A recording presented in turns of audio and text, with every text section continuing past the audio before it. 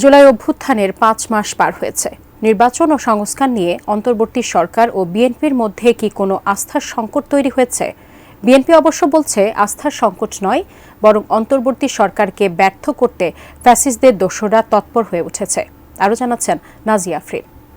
সংস্কারের কাজে সকল নাগরিককে অংশগ্রহণ করতে হবে। ছাত্র জনতার অভ্যুত্থানে আওয়ামী লীগ সরকারের পতনের পর অন্তর্বর্তী সরকার ক্ষমতায়। তাদের মূল এজেন্ডা সংস্কার এবং এরপর নির্বাচন। আমরা দ্রুত একটা ঐকমত্য প্রতিষ্ঠিত করে সংস্কারের কাজগুলো করে ফেলতে চাই। তবে শুরু থেকেই দেশের অন্যতম রাজনৈতিক দল বিএনপির দাবি, যতটুকু সংস্কার প্রয়োজন তা করেই যেন সুনির্দিষ্ট রোডম্যাপ ঘোষণা হয়।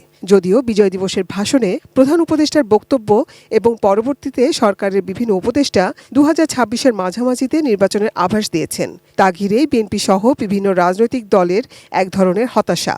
তাদের বক্তব্য, অন্তর্বর্তী সরকারের পক্ষে কি সব ধরনের সংস্কার করা সম্ভব? এখানে যৌক্তিকভাবে সরকার প্রধানকে জনগণের সামনে জনগণের প্রত্যাশা অনুযায়ী উপস্থাপন করতে হবে কেন এবং কি সংস্কার করার জন্য ওনার কত সময় দরকার। নতুন রাজনৈতিক দল গঠন নিয়ে নির্বাচনে সময়ক্ষেপণ হচ্ছে বলে অভিযোগ রাজনৈতিক নেতাদের। বিএনপি বলছে নতুন দল গঠনকে তারা স্বাগত জানায়, কিন্তু এ কারণে নির্বাচনের ব্রেকফাস্ট, টিফিন কিংবা স্ন্যাক টাইমে মজাদার আয়োজন মানে অল টাইম ব্রেড।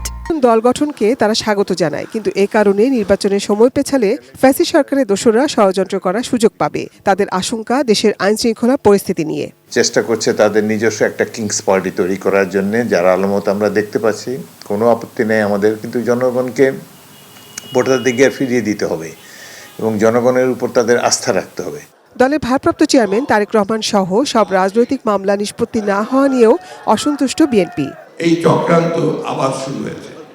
কি করে বাংলাদেশের সত্যিকার যারা বাংলাদেশে বিশ্বাসী, যারা জোর গলায় বলতে পারে সবার আগে বাংলাদেশ, সেই দলকে, সেই নেতাকে আজকে তারা দূরে সরিয়ে রাখতে চাচ্ছে। তবে অন্তর্বর্তী সরকারের প্রতি আস্থা রেখেই তাদের ব্যর্থ হতেও দিতে চায় না বিএনপি। তাদের বক্তব্য, নির্বাচিত সরকার ছাড়া দেশের সব ক্ষেত্রে সংস্কার সম্ভব নয়।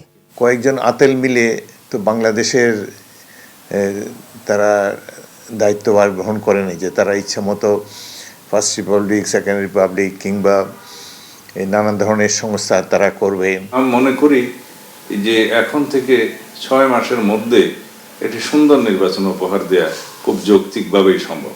Nazia Afrin, ATN news, Dhaka.